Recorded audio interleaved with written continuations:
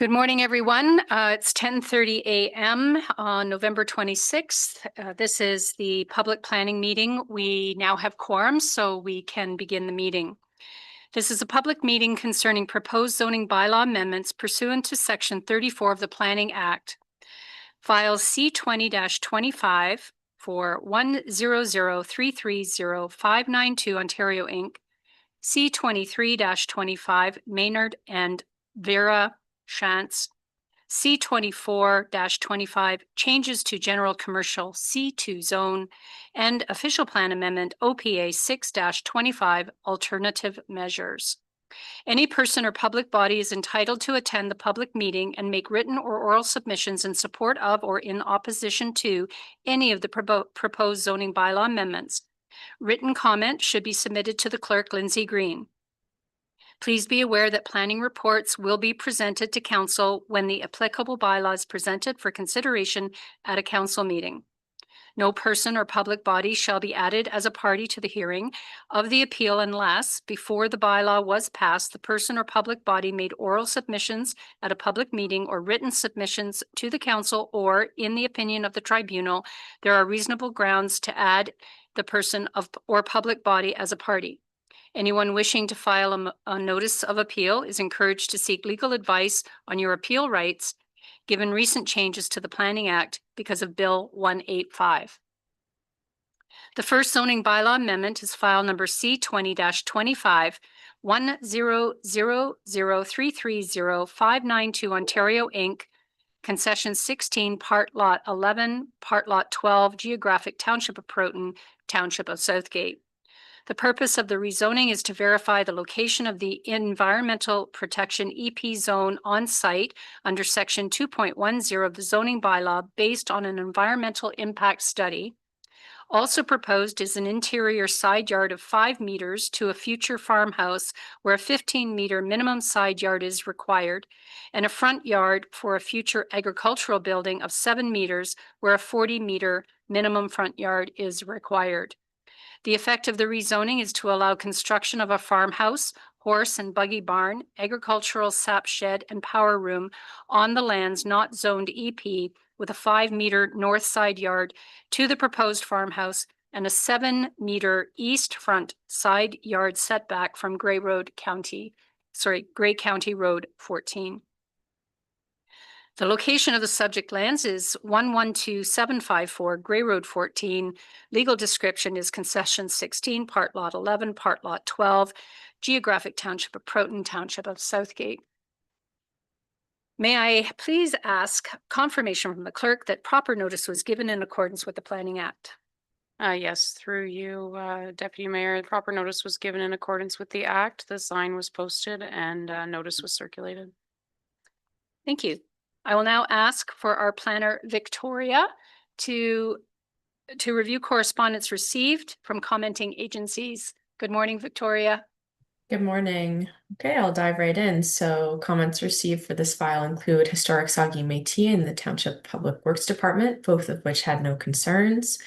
Saugeen Valley Conservation Authority did note that they recommend deferral of the proposed application until concerns are addressed, including the floodplain hazard assessment and safe access prepared by GEI, and recommend that it should be addressed prior to the application being acceptable to the SVCA and prior to SVCA recommending any revisions to hazard lands or the EP zone. As well, county comments include county ecology staff supportive mitigation measures provided in the submitted EIS and have no concerns provided the development is constrained to the proposed development envelope, which is 19 to 30 meters from the wetland. As well, county transportation staff recommend that the proposed septic tank or system be moved to a location that can meet the 23-meter setback from the center line of the county road. So provided comments from county ecology and county transportation are addressed, and the Conservation Authority is satisfied. County planning staff have no concerns. And that's all the comments received at this time. Thank you, Victoria. Were there any comments from the public? None to my knowledge, no. Okay. I should also note that attending from the committee or from the council online are councillors Joan John and Monica Singh Soares for those in the room. I'm Barbara DeBreen, and I'll be chairing this meeting. Okay. Are there any questions or discussion from council at this time with regard to this file? Okay, seeing no hands, are there any? I'll ask now if the applicant or agent is present, please identify yourself by stating your name for the record. And would you like to make any representation on your application? Good morning, Chair. It's Christine Good Loft, morning. and I'm acting on behalf of the landowner. And I do have a presentation, and I understand that I am going to share my screen. Excellent. Thank you, Christine. Okay. Welcome. Thank you.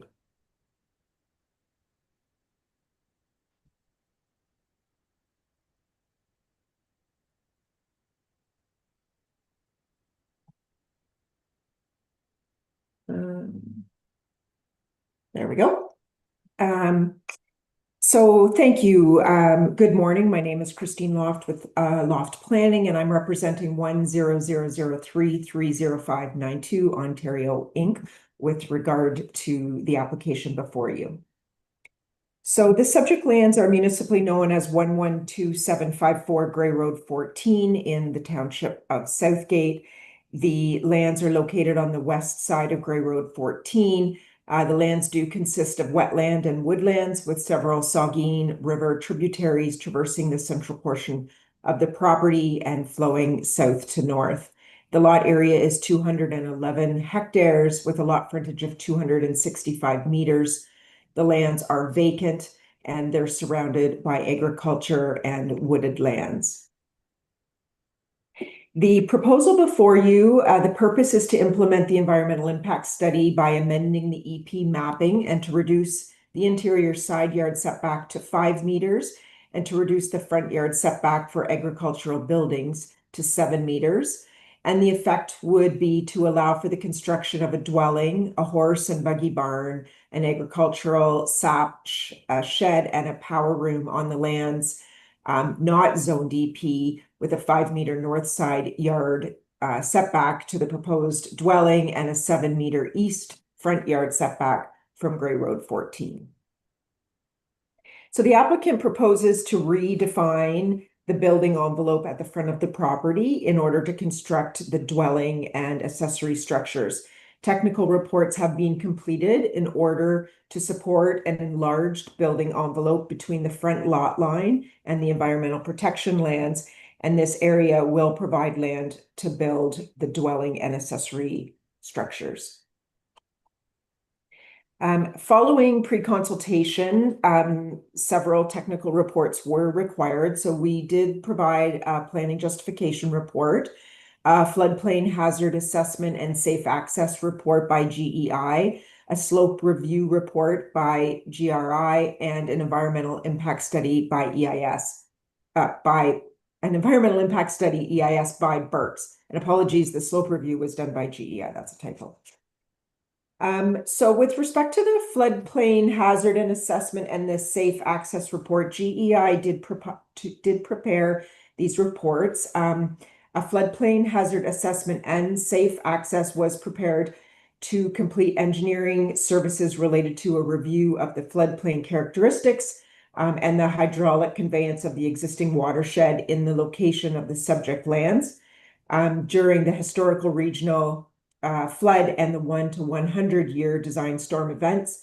The analysis, the results, and the recommendations are based on the current Saugeen Valley Conservation Authority established criteria and based on the estimated floodplain extents contained within the location of the proposed development envelope.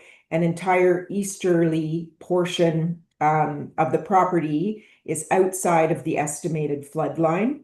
And safe access to the site is achieved for the proposed development by entering the existing driveway from the north end of Grey Road 14 and the intersection of Southgate Concession Road 24 north of the subject property. With regard to the slope review report, an initial slope review report was prepared to complete engineering services related to establishing the building envelope. The report provided an overview of the current slope conditions and comments on the proposed development. The slope rating value was determined to be 18, and the letter concluded that based on the existing slope conditions, there is no stable slope allowance setback required, and the proposed development is not expected to negatively impact the slope stability within the subject lands.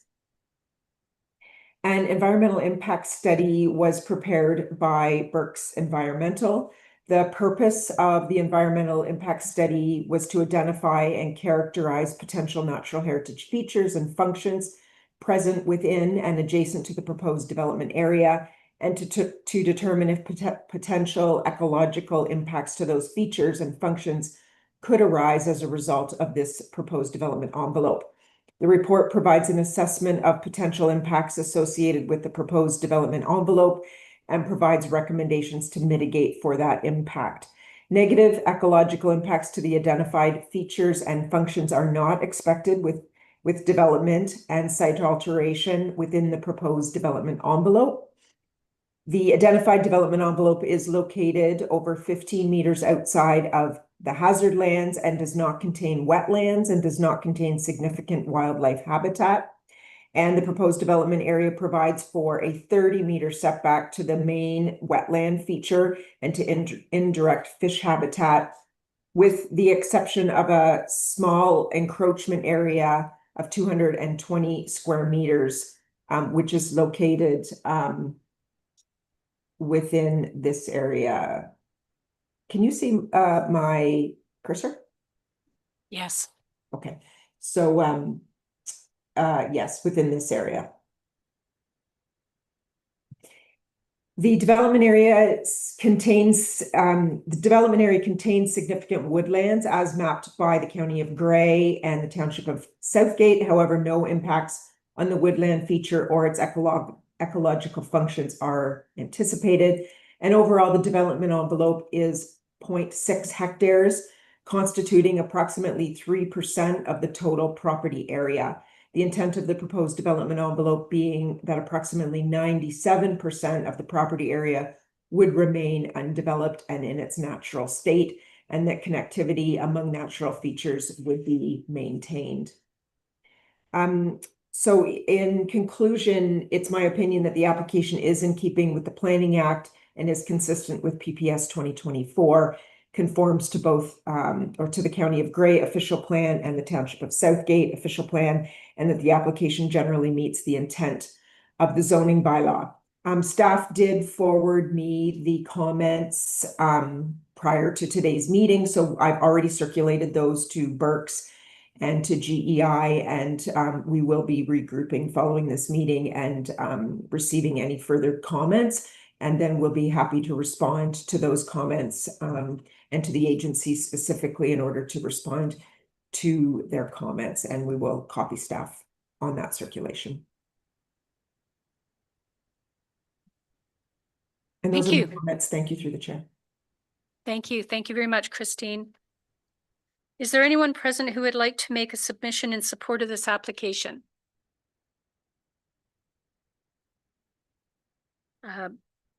Is there anyone present who would like to make a submission in opposition of this application? Seeing no one unmuting, so we can continue. Are there any questions from council at this time?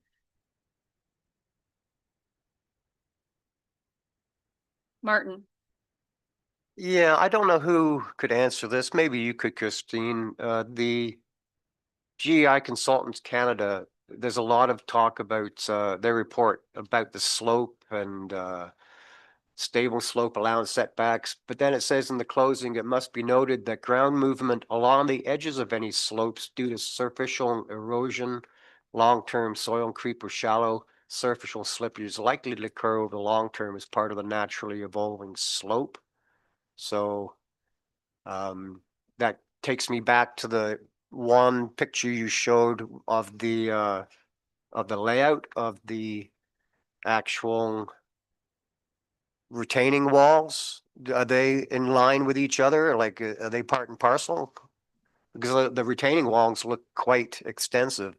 And also, if I may, without having a follow-up, Do you or the owner know what kind of, are you putting concrete or you're just gonna have it dirt? Because that would affect the slopes as well. I know it's maybe not your area of expertise, but Yes, thank you. Through the chair to the counselor. So yes, the retaining wall is in line with the slope stability comment that was made by GEI. With regard to design of the retaining wall, that's out of my area of expertise. Solomon is on the line. I'm not sure if he has any response.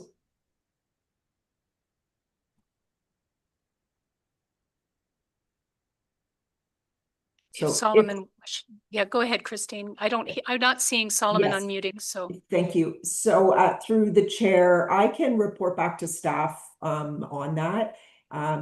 Typically the retaining walls are designed, sort of after approvals. So I can follow up with GEI and report back to staff. thank you.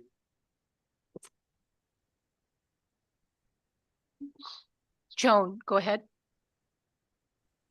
Thank you, Madam Chair.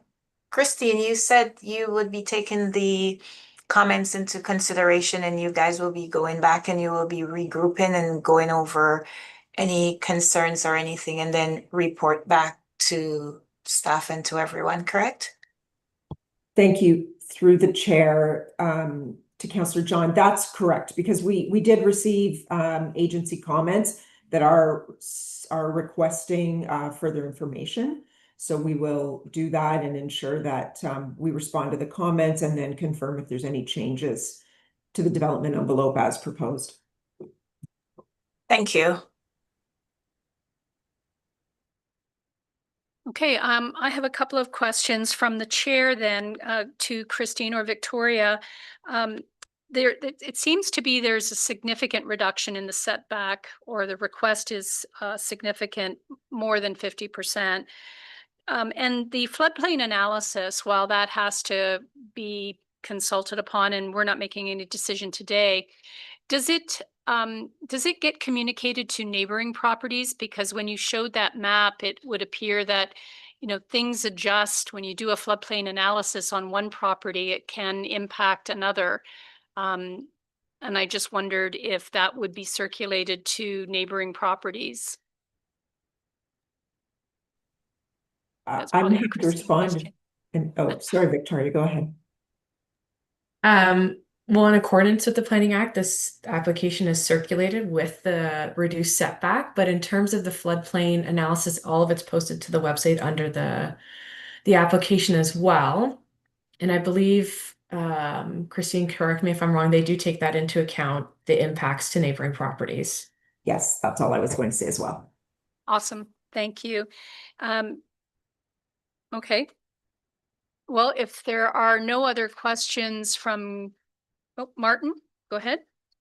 Yeah, I was just, I might not be pertinent to this, but yeah, microphone, that's another $5. Christmas. The one map that shows the retaining walls, there is a proposed shed and sap shanty with its own specific septic. Is that not an FDU, on-farm diversified use? So, Through the chair, we're not proposing an OFDU. The application is to create a Yeah, that's development fine. envelope that would include a dwelling and accessory structure. And the sap shanty is not considered an OFDU. okay, thank you. And from the chair again to Christine, the map that Martin is referring to, it also shows a power room for farm use. Seems to be fairly distant from the farm cluster. It's closer to the proposed shed sap shanty than anything else. Could you comment? Sure. So this is a tight building envelope, and we've had many renditions of this site plan in order to incorporate each of the buildings that are required. So this really, what you're seeing is what we've considered the best placement of everything. I will say, I think it's certainly not specifically where Solomon wanted everything, but the elongated and odd shaped building envelope has meant that everything's sort of been pushed in an elongated manner and certainly not in maybe the perfect cluster format that we'd like to see. Thank you. All right. Seeing no further hands, that concludes this particular file. We'll move on to the next. The second zoning bylaw amendment is C 23-25, Maynard and Vera Shantz, Concession 11, Lot 8, Geographic Township of Egremont, Township of Southgate. The purpose of the proposed rezoning is to permit an on-farm diversified use, dry manufacturing on the subject lands within plus or minus 2,600 square meter zoned area. The proposed workshop would have a maximum area of plus minus 508 square meters with plus or minus 500 square meters of outdoor storage. The on-farm diversified use would be operated secondary to the existing farmhouse, barn, and accessory buildings. The effect of the proposed rezoning would be to permit an on-farm diversified use, dry manufacturing, workshop, and outdoor storage secondary to the agricultural use on site, including existing farmhouse, barn, and accessory buildings. The location of the subject lands is 123812 Southgate Road 12, Concession 11, Lot 8, Geographic Township of Egremont, Township of Southgate. May I please have confirmation from the clerk that proper notice was given in accordance with the Planning Act? Yes, through you, Deputy Mayor, proper notice was given in accordance with the act. The sign was posted and notice was circulated. Thank you. I will now ask our planner, Victoria Mance, to review any correspondence received and from commenting agencies and or the public. Go ahead, Thank Victoria. you. Thank you so much. Okay, so comments received for this file included Enbridge Gas and Historic Saugeen Métis, both of which had no concerns. Township Public Works also commented stating that safe access can be provided and a commercial entrance is also required. Grey County planning staff have no concerns provided D6 guidelines can be addressed, and positive comments are received from the Conservation Authority. And Saugeen Valley Conservation Authority commented that the proposal is acceptable to staff and will not require a permit.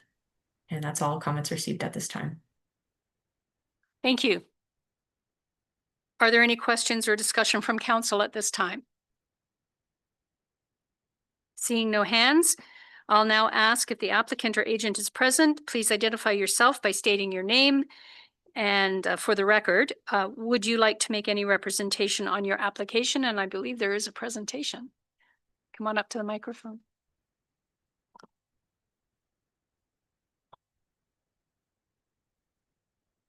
Is it on? Yeah, we're good. Okay. Through you, Chair. My name is Chelsea Brooks, and I'm a planner with MHBC Planning, and I'm here on behalf of the applicant, Maynard and Vera Shantz, regarding a zoning bylaw amendment for an on-farm diversified use. I'm just going to interrupt for a second. If you could move the microphone closer so that the Sorry people about that. online can hear very clearly. It doesn't amplify it here locally, but it does Still here. allow us to adequately hear. Thank Yeah. you.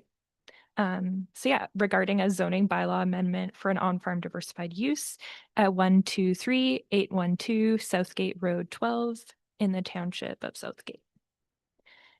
So the property, oh, I forgot. That would help. The property is 41.97 hectares in size with approximately 415 meters of frontage on Southgate Road 12. The portion of the land subject to the zoning bylaw amendment is designated agricultural in the county and township official plans and zone agricultural A1 in the township zoning bylaw. So the proposal, it's slightly reduced since that description that was previously provided. So it's 483 square meter workshop, and that's to accommodate a dry steel manufacturing operation. So that's the building you can kind of see to the bottom of this sort of red hatched area. And then there's a 412 square meter outdoor storage area for finished products. That area is set back 263 meters from the frontage, and a tree screen is also proposed to help visually buffer that area from the roadside. As well, 15 parking spaces are proposed, as that's what's required per the current zoning bylaw. So the total on-farm diversified use area, so that factors the workshop, the outdoor storage area, and the proposed parking area, and discounts the shared laneway with the existing dwelling and farm operation, comprises an area of 1,132 square meters or 0.27% of the property. So to permit the proposed use, a site-specific zoning bylaw regulation is proposed to be applied to the on-farm diversified use operating area. So that's what's shown in red to permit the manufacturing shop use. So this property is located within a prime agricultural area per the county and township official plans. In accordance with the provincial planning statement, on-farm diversified uses, which I'll refer to as OFDUs, it's a bit of a mouthful, are permitted in prime agricultural areas, subject to adherence to criteria set out in provincial guidance. So the document we use for that is the provincial guidelines on permitted uses in Ontario's prime agricultural areas, which is produced by OMAFA. And they provide the following kind of 5 key criteria that should be met. So it should be located on a farm, which this proposed workshop is located on a parcel that is actively farmed. There's a beef operation and a cash crop operation. So it should be secondary to the principal agricultural use of the property. And so agriculture will remain the dominant use of the property. We generally consider this in spatial terms, which brings us to the limited in area criteria. So provincial guidance requires that OFDUs occupy no more than 2% of the total area of a property to a maximum of 1 hectare.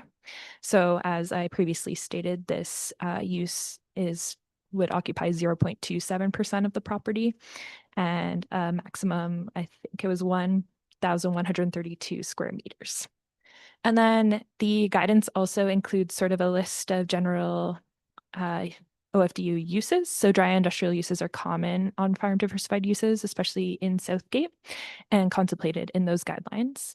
And then OFDUs are also to be compatible with, and they shall not hinder surrounding agricultural operations. So in this case, no compatibility issues are anticipated. The proposed OFDU is located within the existing farm cluster. It's well set back from the roadway. No significant traffic is anticipated. And like the layout of the OFDU and parking has been designed so farm equipment is able to maneuver on the site without any conflict.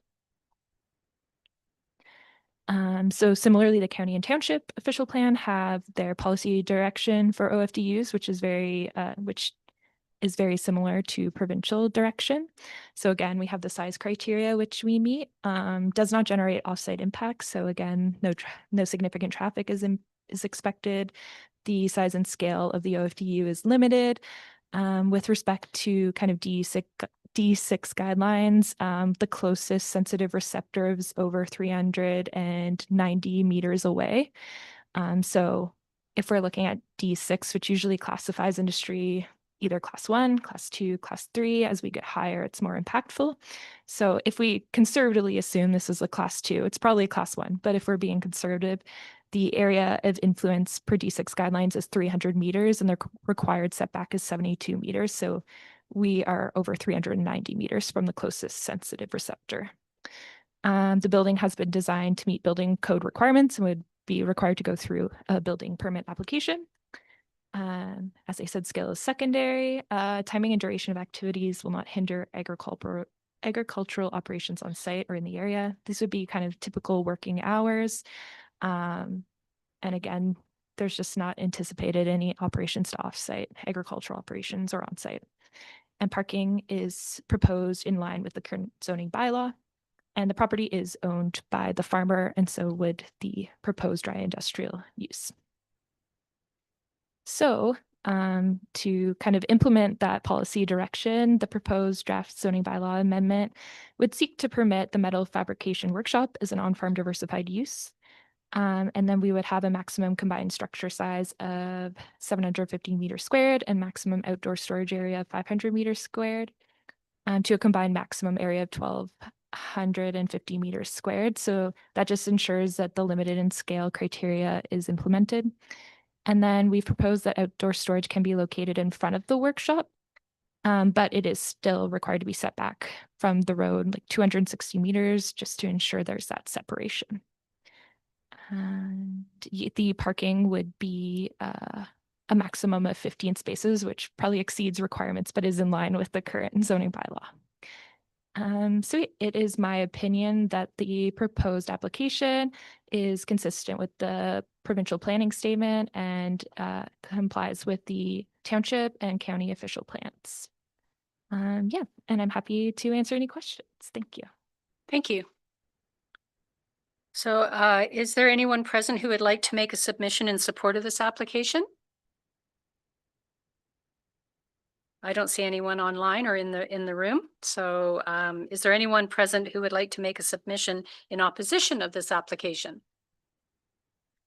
I'll ask again if there's any questions or discussion required by council at this time. Monica and then Martin. Thank you, Chair. Just a quick question for you. Just a simple one, just with regards to impact on traffic. Could you just reiterate again, like, would it be significant increases or anything of that nature? No significant increases are anticipated. Okay, thank you. Thank you. Normally, there's an estimate of how many trucks per day. We note that Yes. there's a requirement for 15 parking spaces, employees traveling to from the location. Yeah, sure. Through you, Chair. Planning staff did not require a traffic impact study for this use. I believe because there's limited number of employees, there's, I think, 2 that are contemplated for this site. I can get back to staff with that information, confirm it with the client, but that's what I've heard through conversations. So yeah, I note that the number of parking spaces does seem high and would maybe lead to that kind of assumption, but it's just it's based on the zoning bylaw requirements. So it's based on the size of the building and the square gross floor area and the parking requirements for that. So it's not actually needed to support the employees. Yes. Thank you. Martin. Yeah, not a question really. It's just a comment. Looking at one of the maps on page 207 of your report, just after the detailed parking, Okay. it just shows Sorry, Martin, not everyone I know. downloads a PDF. No, What is no. the page, what page are you referring to in our page presentation? 206. Let's see. It's just It's the site plan. it's Oh, just in the your site plan. presentation. Yeah. I'm just looking at and I'm just looking at it into the future, like it looks very, very tight and it is gonna be a steel shop. So something for them to consider with all the big trucks coming in. They're Mhm. usually 54 footers carrying the steel and it seems just tight. So just a safety issue down the road, maybe something to look at. That's just a comment. It's Yes. so. And I believe Victoria can correct me if I'm wrong, but this would have to go through site plan approval to make sure that all of those considerations are made. Yes, that's a No, great comment. That's why it was just a comment, just to. Oh, yeah. Yeah. I appreciate it. Thank you. Thank you. And Victoria.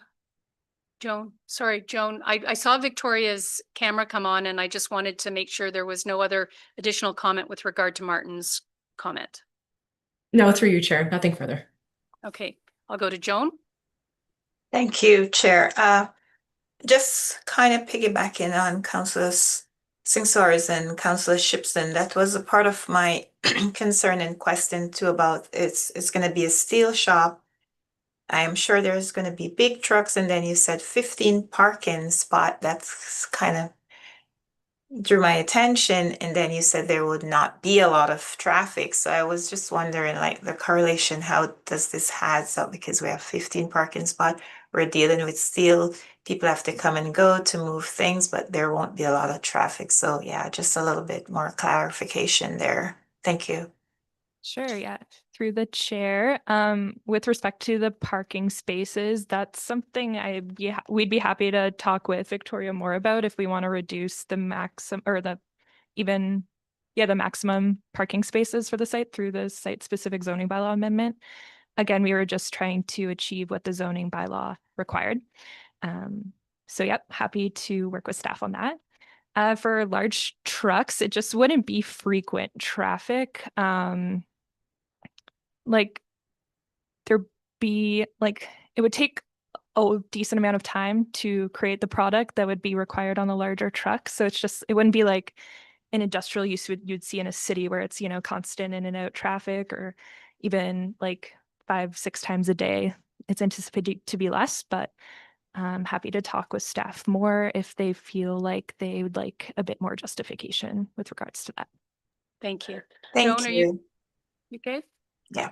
Thank Well, I mean, it all goes down to the number of trucks per day or per week, the turning radius. The requirement for 15 parking spaces is like if we were downtown Dundalk, they require 20 parking spaces for a restaurant, but we don't have 20 parking spaces. So, that would be ideal.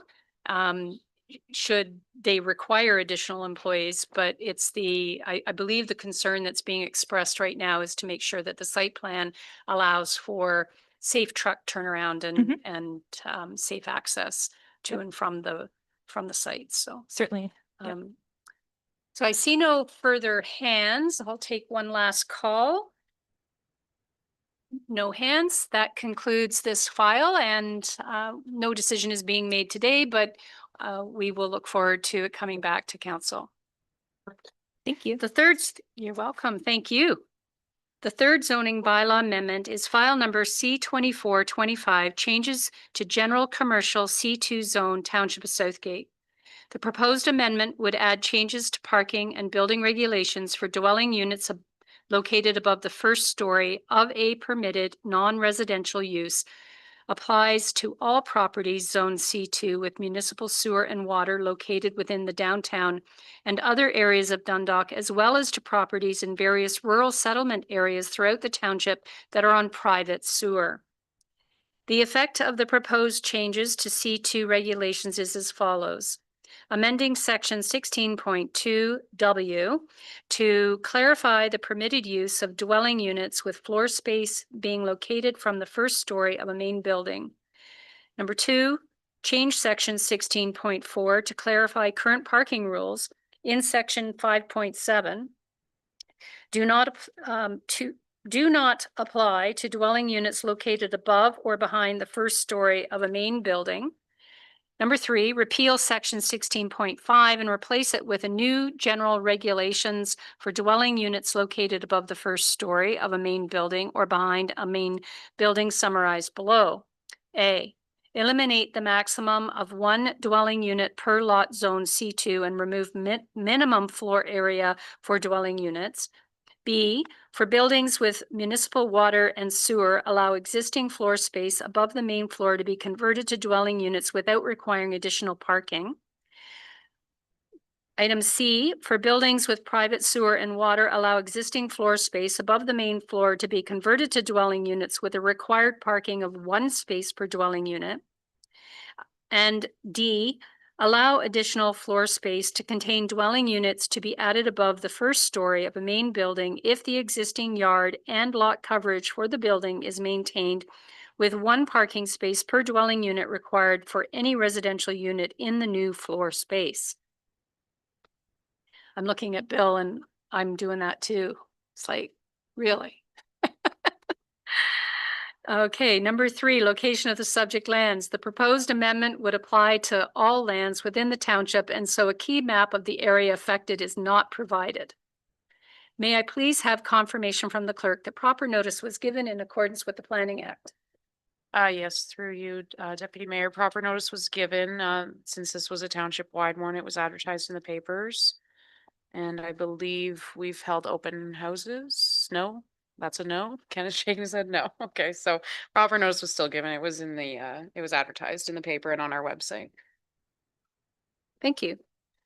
I thought that there had been a general information session at some point in conjunction with some other. Through Yeah. you, Madam Chair, I believe this came up at the mayor's coffee chat. That's why we think that, And yes. the event that economic development did related to downtown revitalization. Okay, I will now ask our planner, Bill White, to review any correspondence received from commenting agencies and/or the public. Hi, Bill. Sorry, that'll be me. I'm going to jump and present comments, and then Bill will jump into his presentation after. Okay, thank you. Go ahead, Victoria.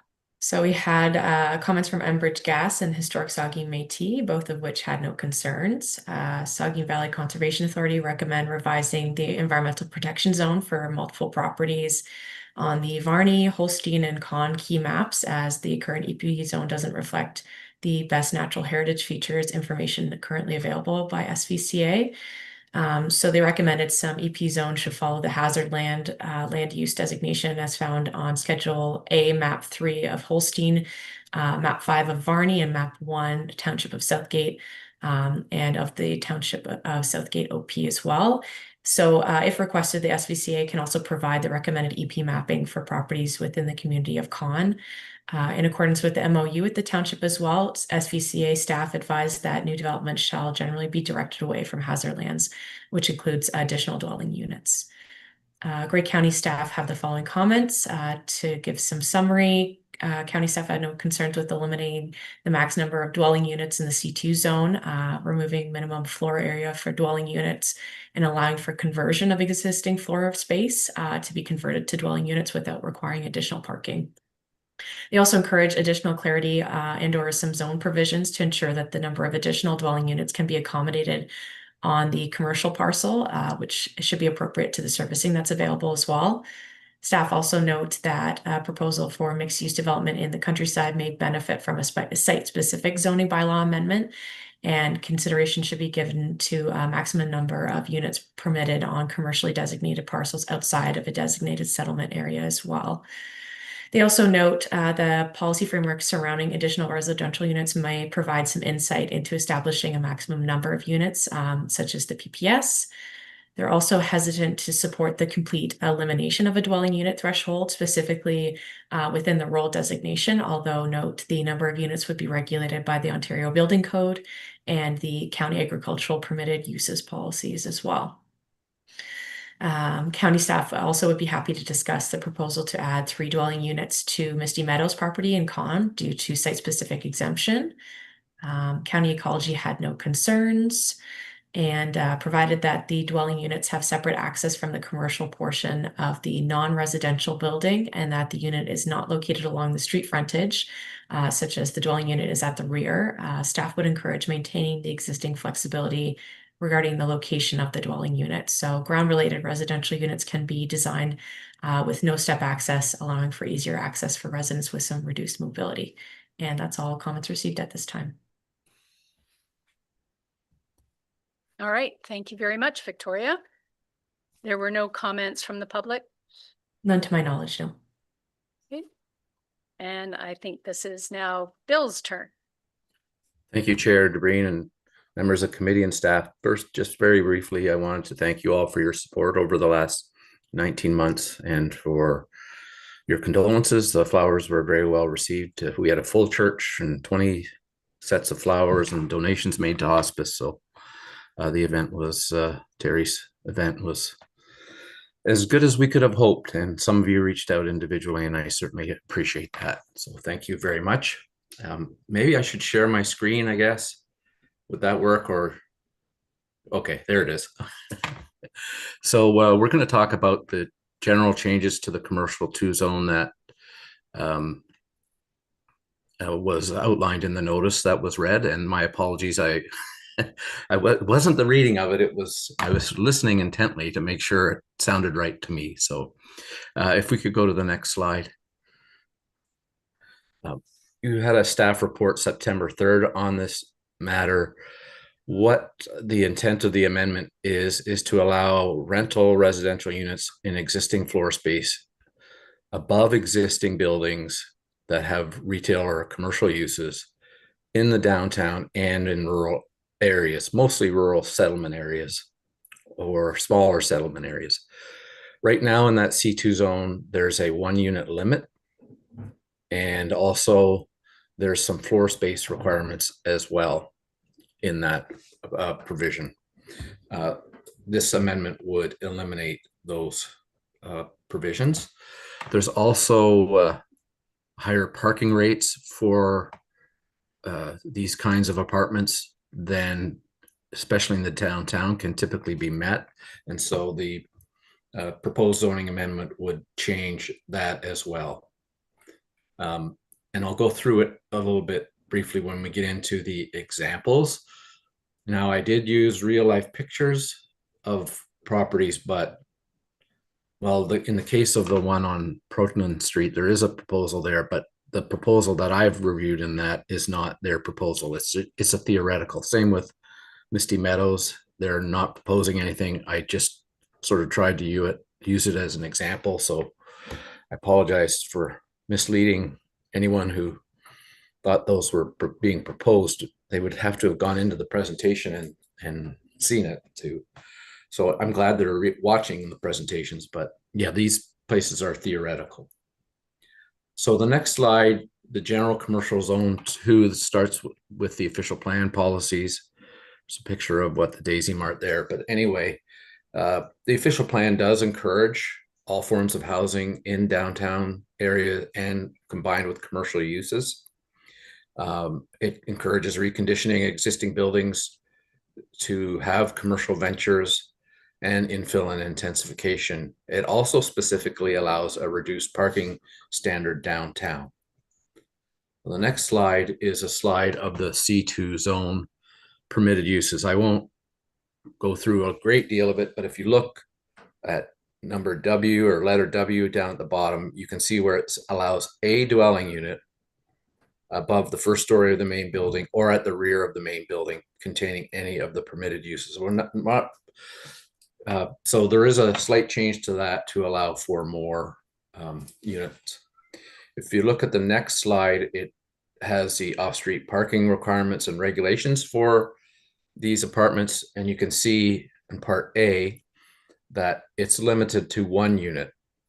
And you can see the unit requirements there. Now, the unit requirements are quite small, but by taking those requirements out, you increase the flexibility in using the floor space. And as long as you comply with the building code and you have all the life safety features and ventilation and windows and all that stuff, then there really isn't a real reason to require a minimum floor space. Honestly, these days, people are unfortunately have to live almost anywhere. So I think that allowing that flexibility and getting people in good, safe rental units is a priority.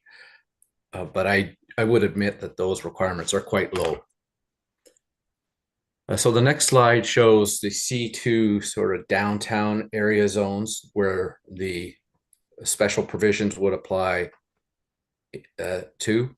So it's kind of along Main Street and Proton Street and others in the immediate sort of central core of Dundalk. The next slide is, so after this slide, you'll see a picture and I'll go over it, but I'm emphasizing here, this is a concept only, but basically what it shows is converting, say, 1 unit to 4. The current zoning allows 1 unit only, so you're getting 3 extra units. And I talked about the minimum floor spaces. Under this provision, if someone wanted to do that, they would need 6 new parking spaces on the lot. And they could, if they wanted to add to that building, they couldn't meet the building setback. So you're automatically creating a planning act application where you don't really, I think, want to do that. I think the idea would be to open the zoning bylaw up. So the next slide is a picture of the property at the corner of Main and Proton. So this is, again, theoretical, but and I don't even know if this is the inner design of the building, but you see the parking at the back and some landscape space, and you see a stairwell up the side. Right now, in theory, if there's 2 apartments, 1 on either side, then as I had said, or if it's 1 apartment, this would allow that space to be converted in the downtown area to 4 apartments, and you wouldn't need to provide any additional parking. And the unit size, although these ones would be bigger than the minimums in this theoretical example, the unit sizes wouldn't matter.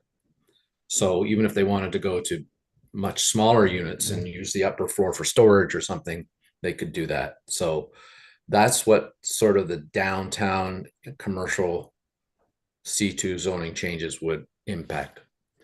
The next slide shows the settlement area C2 zones. So these are more rural locations. Just to the previous example, those are on municipal water and sewer. So those sites have access to municipal water and sewer. So it's okay to be a little more compact with the form. And I think the zoning provisions open it up to a more traditional downtown zoning. The setbacks, we've talked about this as a staff group, and when the zoning bylaw is getting around to be changed, we'll probably have a specific downtown type zone that is much more open. But this opens the door for some projects to go ahead. So again, the next slide is Cedarville, Hopeville, Dromore, Swinton Park, Holstein, Barney, Con, the C2 zoned areas where if there's a commercial building now with apartments above, there'd be a slightly more open door to allow that to convert. And so again, I have used Misty Meadows as an example, but it is only an example concept. Currently the zoning allows one dwelling unit only on that large upper floor. It would need 5 new parking spaces and likely a planning application before the upper floor could be converted. So if you go to the next slide, a theoretical floor plan, the main floor commercial would be there. If they took, say, assuming it is a large residence now and they converted it to 3 in the non-downtown areas, in areas where there's septic, private well and septic, they would need 2 parking spaces, but they could convert that upper floor and they could add to the existing building without a Planning Act application. So again, you're encouraging rental housing. They may even be subsidies through your CIP for that, but I can't speak specifically on that. But the intent is to get some apartments that kind of look like that one, which again is another theoretical example. But so we're opening up the zoning bylaw, particularly in the C2 zones downtown in Dundalk and in the settlement areas. It's a reduced parking requirement. It lets additions be made to upper floors for extra space for these kinds of apartments and uses without additional parking requirements. And all in the name of encouraging rental housing.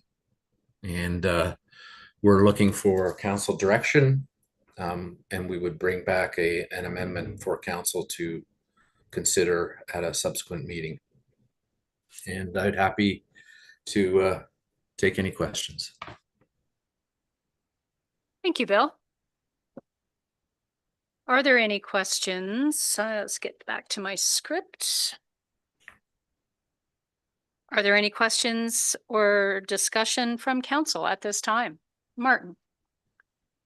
Bill, I think it's a great idea to get more rental units, but a question about like the hypothetical one at Misty Meadows. I can see the point with maybe in downtown where it's up to municipal services, but when there's a septic tank and you're adding another couple of apartments, doesn't that open up a whole kettle of fish with more septic? Like, I know it's not really to do with this, but it has to be a problem in the rural areas. So Yes, would that be part of the building changes? Because it could be a cost-effective thing not to have apartments in places like that. Yeah, through Chair DeBreen, you're right. That is a consideration that would be addressed at the building code stage. So yeah, people who are incentivized to go ahead and do these conversions would need to make sure that's addressed. So yeah, you don't want to be overwhelming septic systems or impacting water supply in these rural properties. But and they are still required to provide parking, and under the Building Code Act, they would need to verify that the private systems they have are adequate for the additional use. Okay, thank you. Yeah, I believe, I'll get to you in a second, Monica. I believe to Martin's question, we allow additional residential units. In rural, we allow one or an accessory dwelling or what used to be called a garden suite. They always have to ensure that the septic and well can accommodate or provide its own.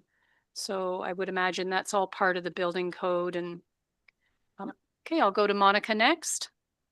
Thank you, Chair. Just through you and just to Councillor Shipston's point, I was always just wondering, like, why is municipal water treated differently from private services?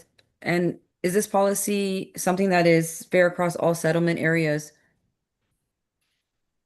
Through Chair DeBreen, that's a good question, actually. But with water and sewer, the current zoning and the current C2 zone does distinguish between those two. So in the downtown, the parking requirement is lower and you can have a little more intensive use. So the concerns that Councillor Shipson raised about the adequacy of the well and septic are less of an issue. So you can be more intense with the development downtown. And the theory is that in the downtown, it's more pedestrian oriented. During my time working in Owen Sound for 20 years, there was a fellow on the staff who had a beautiful apartment downtown and walked to work. And he had one little parking space he found. And, he's kind of ahead of his time because, everybody else were living in houses and driving in and so forth. So that's why the rules are a little different in the downtown than in the rural areas. So the parking requirement, you definitely need a vehicle in these rural areas. And so that's why there's a sort of higher parking requirement there. But the main reason you can be more intense on water and sewer is because of the availability of these services for people in the capacity and then you're not likely to overstep your capacity as a result of these kinds of conversions. Okay, thank you. And glad to see you, Bill. Okay, my only concern or question with regard to parking in the downtown C2 zones, by eliminating the need to provide at a minimum the parking spaces, one per unit, we are potentially setting ourselves up for a lot of bylaw infractions, parking on road, complaints from businesses that there's nowhere for their customers to park because residents are parking their vehicles in, the street parking. The entrance to some of these is from the front, not the rear. So, parking in the rear, they're not going to walk around. So they street park, and we can't park on the street or in the municipal lots between 11 and 7 a.m. for snow removal for a certain period of time. If we create the problem ourselves by allowing it, we still are car centric. These individuals hopefully have jobs and still have to go to work. We don't have real public transit to get there. And so my only caution is that we're not setting our staff up to be constantly having to tow vehicles or address complaints from neighboring business owners. I absolutely agree that we need more housing. One of the other questions I had was all of these units would still have to meet building code, be self-sufficient, i.e. have their own kitchens. We're not creating rooming houses. We're creating actual apartments where people can reside, raise a family, potentially, depending on the size. That it would be my only two concerns to consider as this comes forward. And on behalf of our council and staff, Bill, it is great to see you, and our sincere condolences. Thank you. I can perhaps address the question briefly. I think there is an issue with that in the downtown, in particular with parking. And you're right that these sorts of things could become a problem over time, and you certainly don't want to encourage or discourage or reduce the ability to properly remove snow and take away business parking as well. I think it would be incumbent when people make these proposals that the landlords ensure that they get people who don't have parking or don't need parking, or they find an alternative arrangement for the parking. And that will be a bit of an education and a timing issue. And I know that there are some landowners looking at this right now, and they've said, we'll just get people who don't have vehicles, or we'll find a place for them to park that doesn't do the disruption you're saying. So I think that is a valid concern, and the staff, I think, are talking about options too as well for the downtown parking. Thank you. So, All right, oh, and so finally, sorry, the dwelling units, yeah, it is only for dwelling units, which by definition have to have full kitchen, sanitary, all facilities, so it wouldn't allow a boarding house. okay, thank you. I see Monica's hand went up. Thank you, Chair. Just through you, I'm definitely supportive for anything that will bring like parents and seniors or residents closer to services without forcing new development. We kind of want to make use of everything we have. One of the questions I did have was, would it be possible that staff could maybe report back to see whether or not this actually resulted in new units? Well, we haven't actually made a decision. This still has to come back to council. That could be a consideration, I would imagine, to report back on, through the building permit report that we get quarterly. Ken, do you want to respond to that?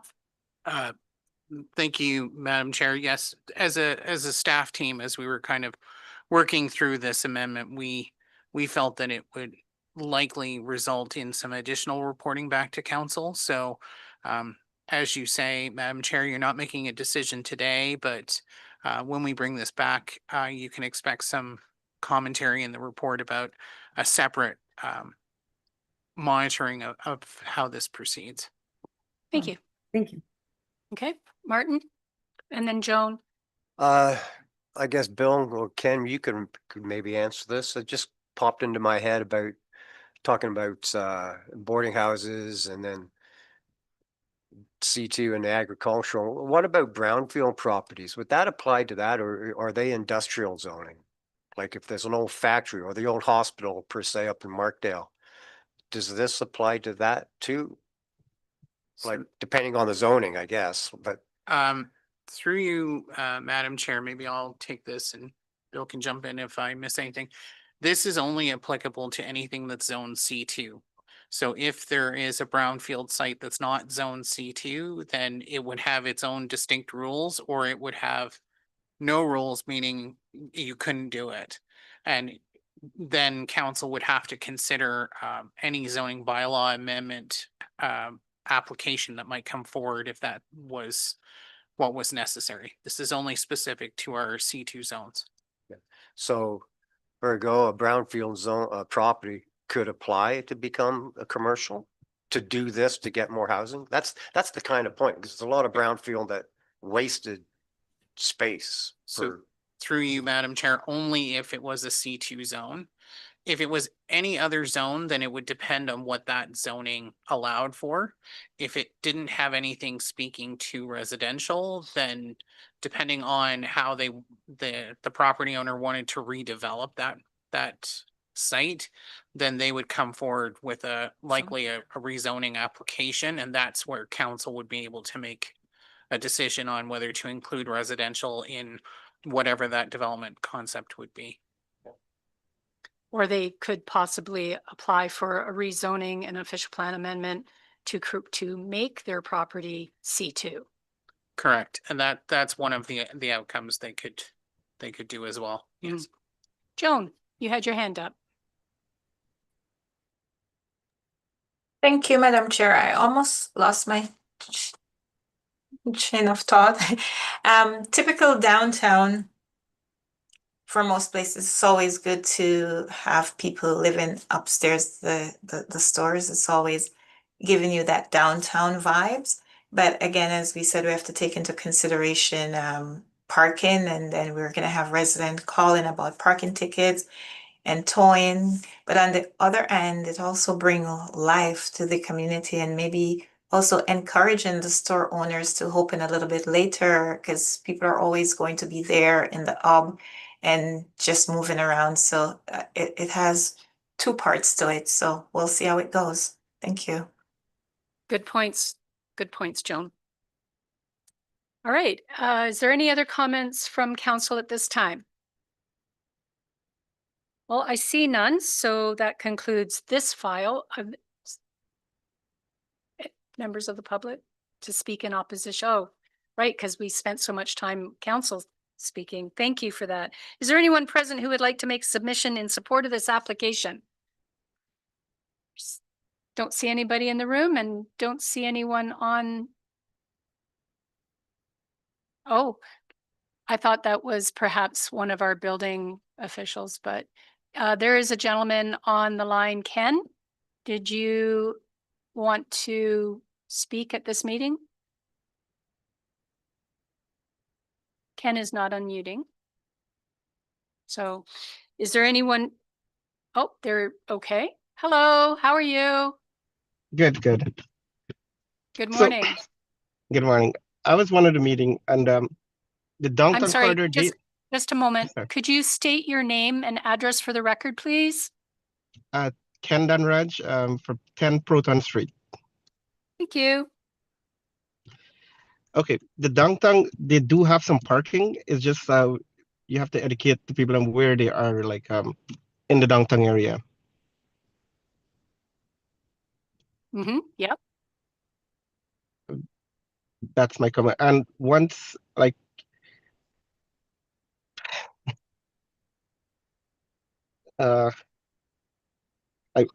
if we get the parking, like once you educate the person, they would be able to go park there instead of parking on the street. Okay. Are you referring to the municipal parking lot or parking spaces that you are providing at your particular building? The city parking spot, like municipal. Mm-hmm. Yeah. There's quite a few of them, like. Well, they're also for businesses as well. I'm not saying they couldn't park there.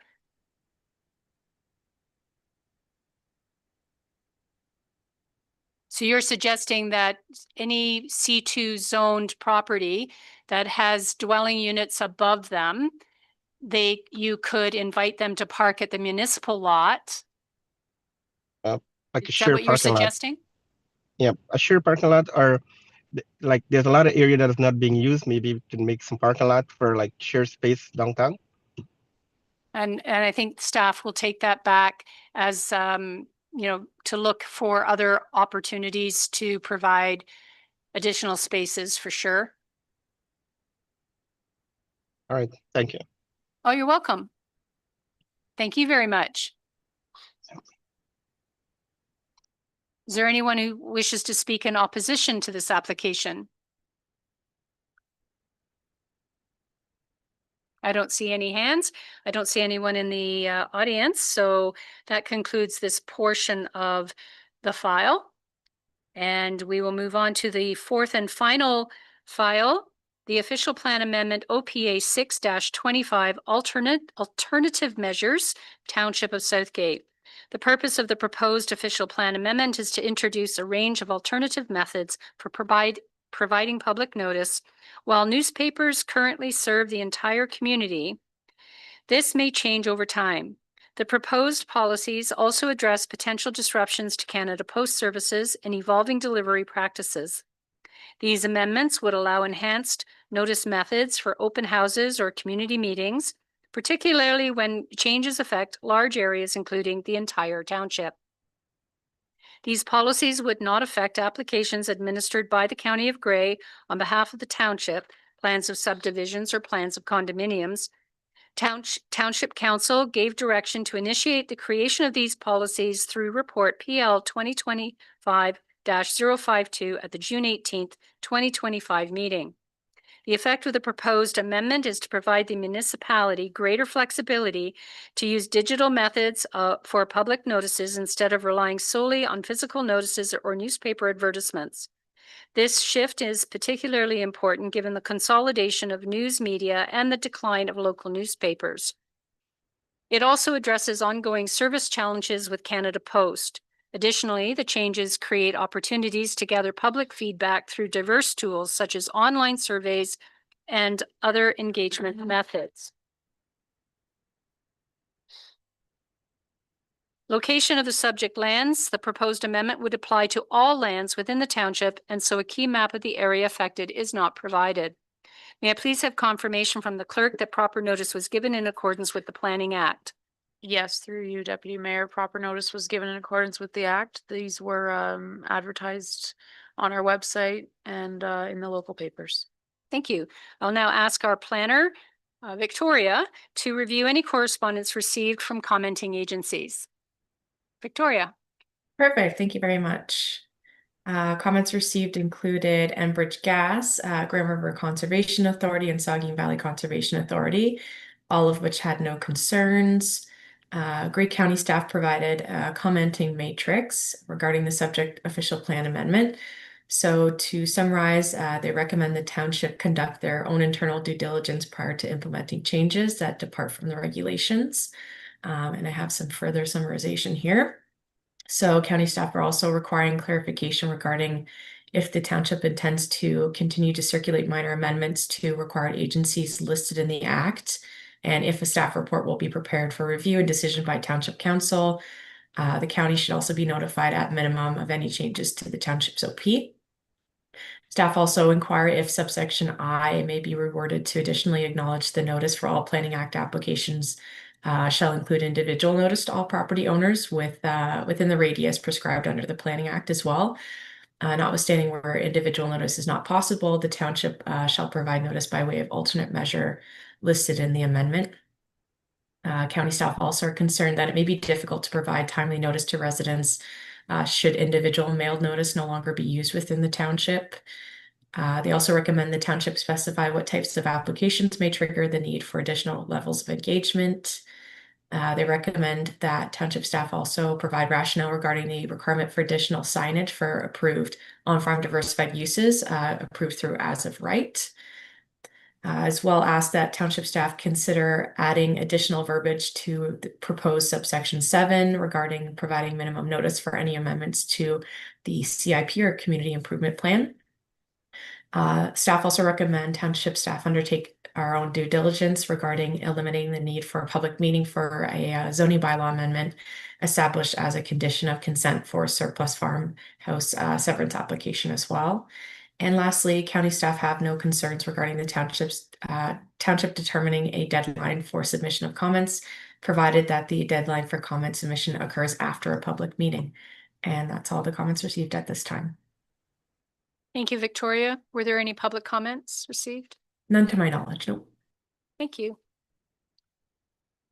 All right. Are there any questions or discussion from council at this time? Monica. Thank you. Just through you, to Victoria. I just wanted to make sure that I'm so happy to hear like the digital forward thinking.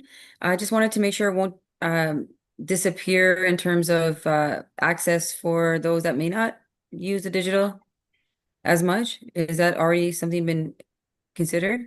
Through you, I believe Ken also has a presentation, so I think he can clarify Okay. any further questions. Oh, right. Thank you. No worries. I'm wondering if it would make sense for Ken to make his presentation before we get into a lot of questions that may be covered by that presentation. Did you want to proceed, Ken? Yes, thank you, Madam Chair. My presentation is very brief, but hopefully should answer some of your questions. The OPA before you, as mentioned, is it would activate the alternative notice provisions that are contained in the Planning Act, and it gives the township the opportunity to look at look at a variety of tools for notice of planning matters. Just to give you some history, the alternative measures provisions were added to the Planning Act back in 2015. And the regulations give broad ability for municipalities to shape their public notice processes. This ability to change those processes was due to the increasing loss of local media, particularly newspapers in smaller communities, which were then struggling to be able to meet the notice provisions of the Act. Any of the proposed changes to notice outlined in this official plan amendment are related to public notification of applications, meetings, or proposed amendments.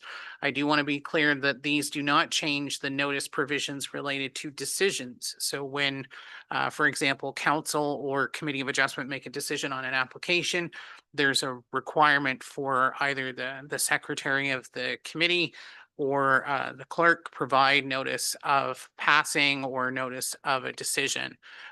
This does not affect how that notice process is done.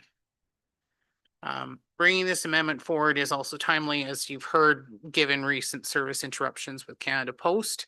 The amendment proposes a move from issuing individual notices via Canada Post to for meetings and application notices, and moving it mainly to local newspapers and then signage on site. There would also be some, and this would apply when we have applications that are specific to individual or small number of properties. We also do recognize, however, in instances where we have amendments or applications that affect large areas such as the entire township, we've provided some direction in the official plan policy that this would be mainly approached as a newspaper ad and through our website. Mail usage could still occur, but it would not be the primary means to which notice would be given. So it would be, I look at it as more like a plan B option. Also included are potential changes to process related to community improvement plans and the option to combine notice for any surplus farm dwelling severances and the associated rezoning that comes as a condition into one notice, therefore streamlining that process and allowing the notice to be combined, committee to consider the severance, and then allow the rezoning to come to council in an expedited way. We do recognize that these amendments do focus a lot on digital, but we have recognized that we do have a large contingent of our community that does not have access to the internet or may not want to use the internet. So we have also been developing ways to make sure that we can give notice and have information available through a variety of channels for those individuals that may not have access to the internet. Also included is a provision from one of the Ontario regulations related to minor variances. If we do continue to use personal mailouts for minor variances, that reduces the distance of the notification range as specified in the OREG if the zoning to which the application is applicable to is mainly low density residential. And that's a provision that's been in an OREG for some time. Part of the work that will come out of this official plan amendment, if approved, would be looking at our notice signs. How can we improve them, make them increase their size, make them stand out a bit more so that if we offset the individual notices, the sign will stand out more and attract more attention. That is our hope. The OPA also recognizes other means of engagement for things like public meetings or other planning matters. I will note that we've done a significant amount of research, and so a number of the provisions that are included are already activated by a number of different municipalities, whether they're upper or lower tier, and we have undertaken our own due diligence review of this item. I will just give an example. SDG County currently has within their official plan, the ability to consolidate surplus farm dwelling severance notice into one to expedite that process, for instance. And I believe they also have the provisions we've included related to updates to the community improvement plan to help make that process a lot more expedited. Hope that answers some of the questions, and I'm happy to take any questions from council or the public. Okay. So I'll go to Monica to see if that answered your question. Thank you, Chair. It did, and I just had one question that follows from that then. So I just wanted to, I'm not sure if I'm going to ask it correctly, but if someone did want to challenge any of the notices that were provided, will the township have recourse in terms of documentation to prove the the communication or the community was informed? So through you, Madam Chair, the only way to activate alternative measures is actually to have this official plan amendment adopted by Grey County, and then we would be able to operationalize all of its outcomes. So from that perspective, we still have to have council adopt a bylaw and then send it to the county for them to finalize to be in our official plan. But what I would say is that much like every other meeting, the clerk would have to confirm that proper notice was given. And so if we activate some form of this alternative measures, then you get that confirmation at committee of adjustment at council when we proceed. So we would align our notice abilities to the official plan amendment. So essentially, like the procedure will essentially become almost like the supporting document if something was challenged that was provided in a digital method in terms of notice. Through you, Madam Chair, the way I'm thinking of it would be if it was a matter where we were doing a combination of a newspaper ad and just our website, and that is the minimum criteria that we would set through alternative measures, then what would happen is when that item came to either committee or to planning council as part of the process, the clerk confirms that, and we've engaged with Lindsay in terms of these amendments. And so what you'd be able to have is actually a copy of that newspaper ad to confirm that it was actually completed, and then, it would be on our website as well. And if that's Perfect. then that would be the minimum obligation that we would have to achieve for notice. And I qualify that by saying that's the minimum. It doesn't mean that we can't go beyond that if we felt that it was necessary. Perfect. Thank you. Thank you. And from the chair, I remember the conversation at the June meeting that, the concern is that we're going digital only, and we were reassured that that's not the case. It's if any of the ones that are currently in place fail to be an option, like mailing a notice to a property 120 meters or whatever the distance is, and that wasn't possible because of a Canada Post disruption, what are the alternative means by which we can satisfy the notice period? Go ahead, Ken. So through you, Madam Chair, I think part of the continuing discussion and debate that we've had about this amendment internally with our team is that we continue to see in the media, ironically, the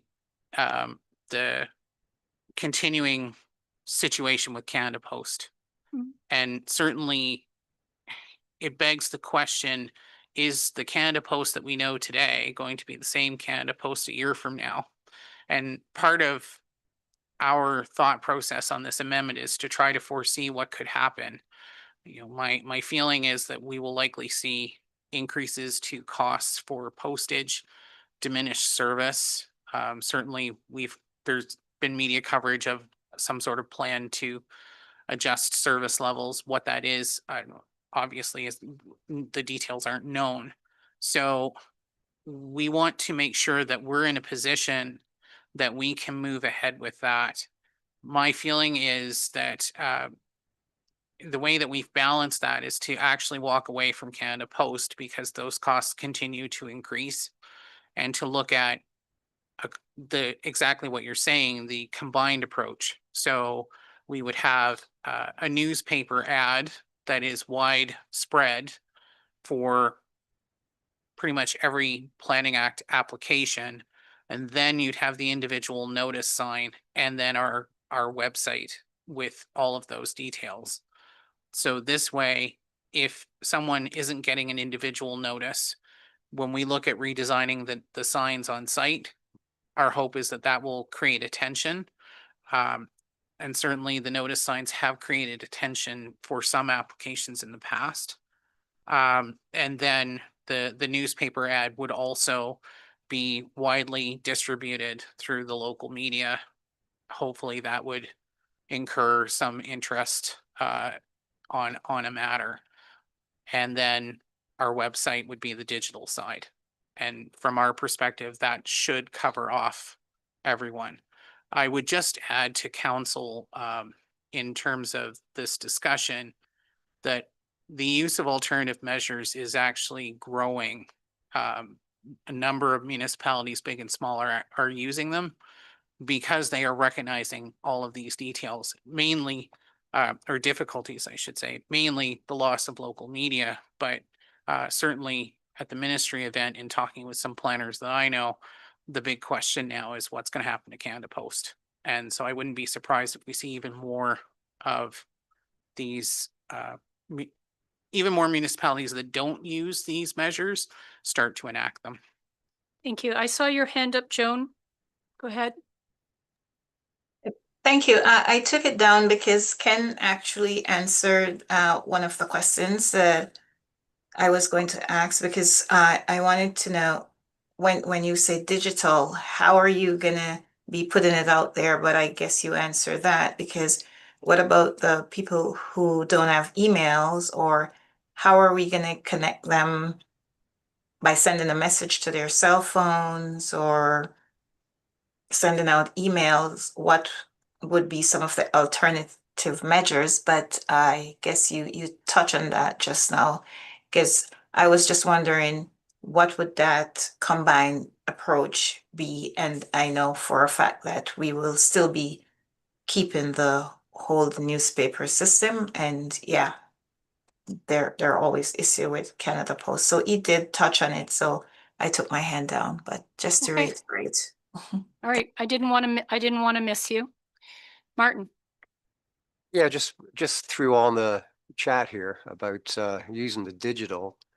I guess, Lindsay, this might be a way to help the subscriptions for the Buoyant Alert. Is this something that could go on there, especially the newspaper articles? Or anything for that matter? And that is one way to address Joan's issue of people just with a cell phone.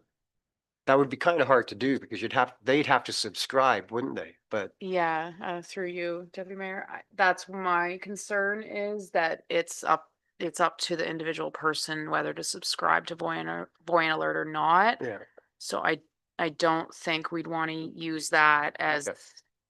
I mean, in addition to, sure, oh no, but- addition, but definitely not as a sole option. no. For sure not, just because it's up to the individual person whether to subscribe or not, which, I mean, I guess there could be an argument made that it's up to the individual whether to read the newspaper too. Well, So no, that's it. yeah, Okay. I would say in addition to it, it wouldn't hurt to use that, Yeah. but I wouldn't rely on it solely. No, I never meant for it solely, but if there is different digital forums, that could be one, I guess. But as you say, it would have to depend on how many people use it. So, okay, thank you. Yep. Not everybody subscribes to the local newspaper either, and or receives the Wellington Advertiser. It only goes to a certain distance. So we don't have, as stated in the planning report as well, before, we don't have one newspaper that goes to every household, unless you actually subscribe to it.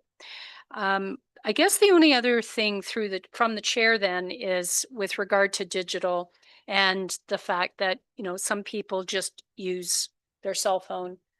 Voyant alert is one option. Social media is another. We have seen people actually take a picture of a planning sign and post it on social media, which seems to get a little bit more traction. The other thing is our website allows for individuals to subscribe to receive notices, but they don't all work. I still have a couple of residents who have subscribed to receive council agendas, but they're not coming to their emails. And we still, So I'll correct that. It's the subscription is under news. There's different categories. yes, So that is what they'd need to subscribe to. News. So then when, say, Shavi posts a notice on news, he will tag it that it's a planning notice, and then anyone subscribed to the planning will get that. That's how that works. that's awesome to understand Yeah. that, because Holly, correct me if I'm wrong. Yes, she's shaking her head. yes. that is terrific to know, honestly, because if our process is to include all of these notices under news as opposed to current opportunities or Correct. planning files, then those who have subscribed to those news updates, Mhm. whether for whatever category or all categories, they would get that notification. So in that process, we're resolving some of the other concerns. Mhm. Okay, thank you. Mhm. Any other questions from council? Is there anyone here in opposition, in support of the application? Is there anyone present in opposition to the application? There is no one in the room, and there's no one appears to be online. Then if there are no other questions or discussion from council, I can conclude this file and we can adjourn this meeting at 12:02 PM. Could I get a mover? Martin and Joan? All in favor? That is carried. Thank you all very much.